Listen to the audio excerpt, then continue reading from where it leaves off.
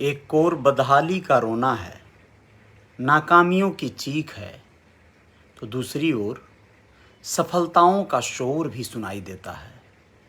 उम्र को मात देते हुए कुछ लोग अपनी तमाम कीर्तिमान को स्थापित कर रहे हैं, उपलब्धियों को गिना रहे हैं, क्योंकि वह भूल गए हैं कि वह कहाँ किस मोड़ पर असफल हो सकते हैं। उन्हें तो सिर्फ इतिहास रचना है, लेकिन कहीं बहुत ज़्यादा बदहाली में जीवन जीने के लिए कुछ लोग विवश हैं, और वह किस गति में अपनी जीवन जीते हुए किस तरह की दुर्गति में चले जा रहे हैं, इस पर एक बार नज़र डालेंगे आप लोगों के साथ। नमस्ते, मैं अजय साहनी स्टार हूँ।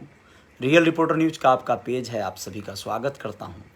कुछ लोग मेरी भी स्थिति पर बहुत ज़्यादा पैनी नज़र रखते हैं कि मैं कब खुशहाल रहता हूँ, कब बदहाल रहता हूँ, कब सुंदर दिखता हूँ, कब कुरूप दिखता हूँ। लेकिन इससे ऊपर उठकर आप लोगों को अपनी नज़रिया को बदल कर ये देखना होगा कि मैं आप लोगों को क्या बताता हूँ, क्योंकि मैं हमेशा खुशहाल रहता हूँ।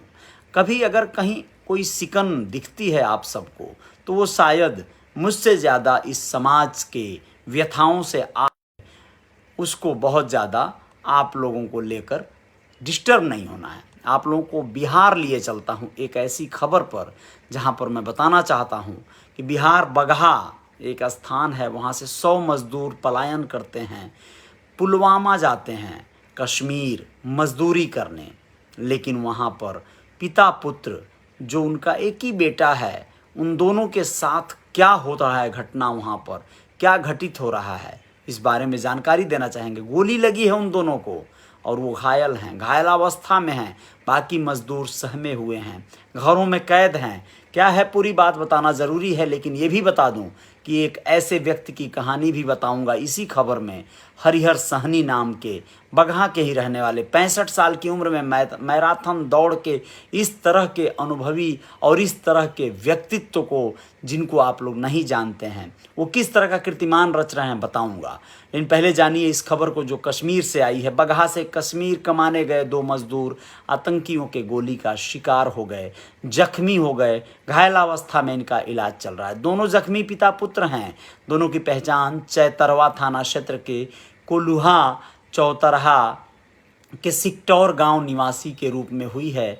46 वर्षीय जोखू चौधरी और उनका पुत्र है 23 वर्षीय पतलेश्वर चौधरी।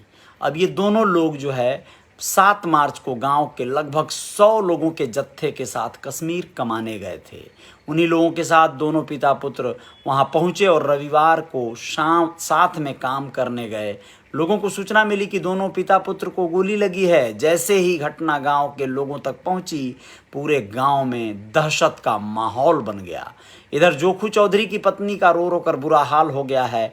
आसपास के लोगों ने बताया कि जोखू चौधरी का एक ही पुत्र है जो उनके साथ काम करने के लिए गया हुआ था। आप लोगों को और बताएं, उस गांव के ही श्रीमती देवी एक महिला हैं। उन्होंने कहा कि उनके भी पति कश्मीर कमाने के लिए गए हुए हैं। हालांकि फ़ोन से उनसे बात हो रही है।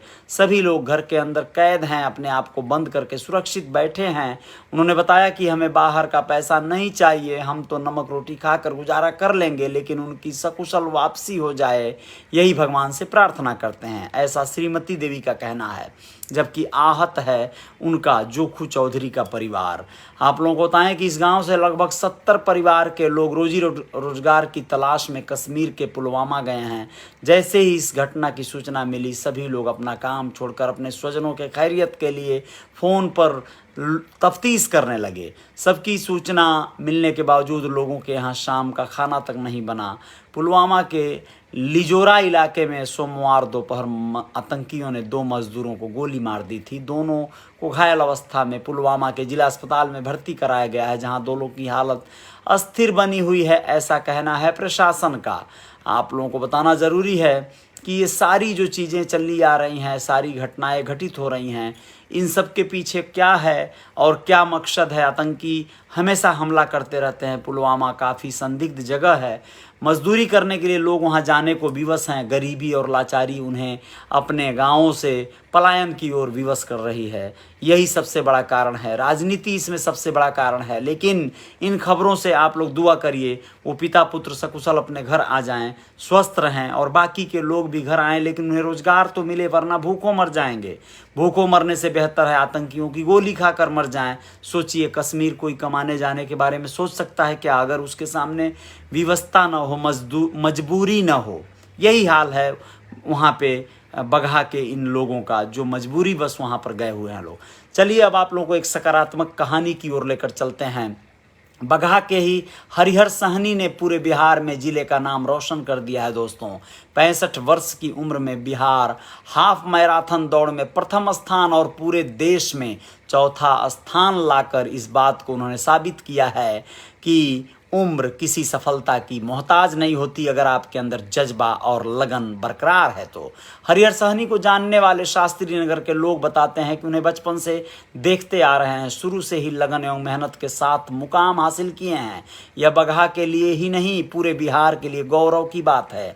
आज हरिहर सहनी की सफलता पर पूरा जिला गौरवान्वित महसूस कर रहा है दोस्तों। बगहा का पूरा जिला।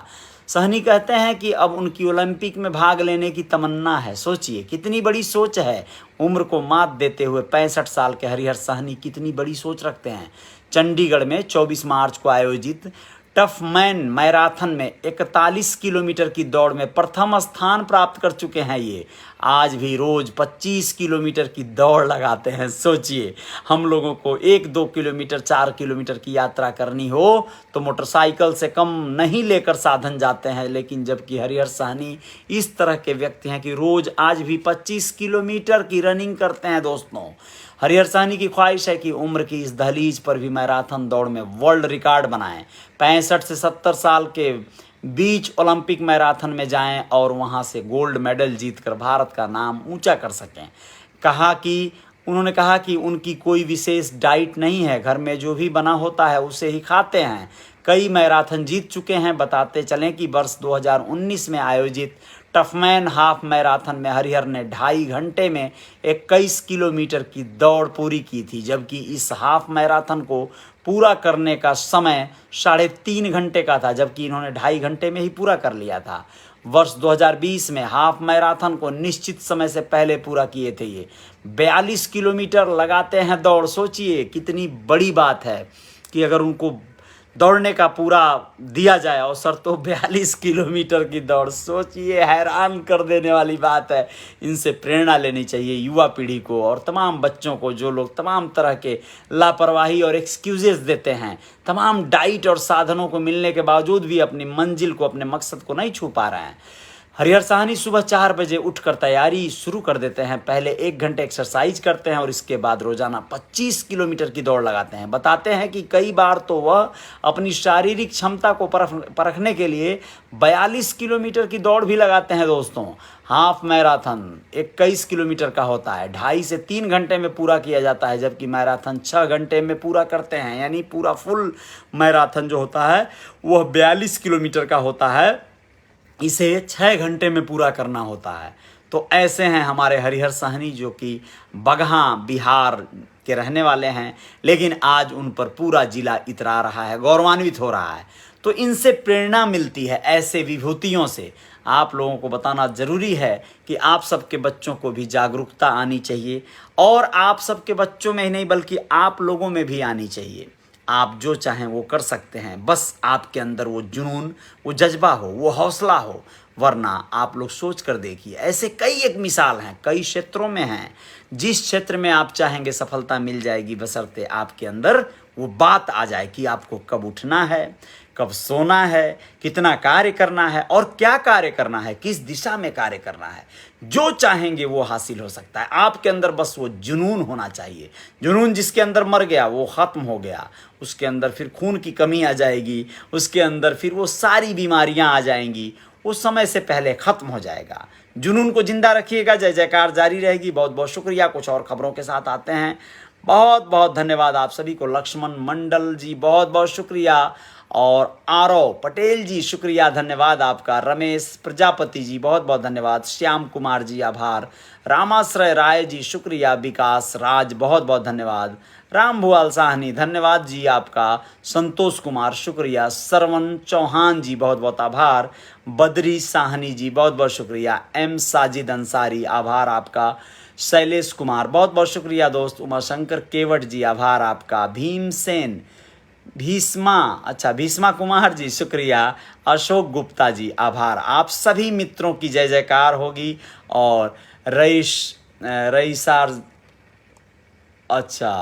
रईस हरदा बिट्टू जी बहुत बहुत शुक्रिया, बहुत बहुत शुक्रिया। विकास चौधरी जी बहुत बहुत धन्यवाद आपका। संतोष कुमार जी बहुत बहुत धन्यवाद सभी मित्रों का। और कुछ खबरों के साथ आते हैं। बहुत बहुत शुक्रिया।